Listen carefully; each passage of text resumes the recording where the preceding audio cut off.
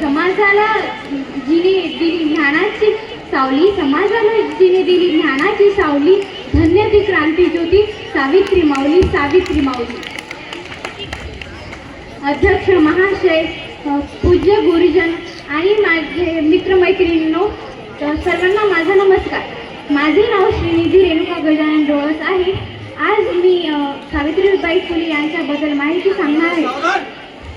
आज 3 जानेवारी सावित्रीबाई फुले यांची जयंती. सावित्रीबाई फुले या भारताच्या पहिल्या महिला शिक्षिका होत्या. त्यांचा जन्म 3 जानेवारी 1831 रोजी सातारा जिल्ह्यातील नायगाव येथे झाला. वयाच्या 9व्या वर्षी त्यांचा विवाह महात्मा ज्योतिबा फुले यांच्याशी झाला. महात्मा ज्योतिबा फुले यांनी त्यांना लिहायला वाचायला शिकवले आणि महात्मा ज्योतिबा फुले आणि सावित्रीबाई फुले यांनी भारतातील पहिली मुलींची शाळा काढण्याचा मान मिळवला.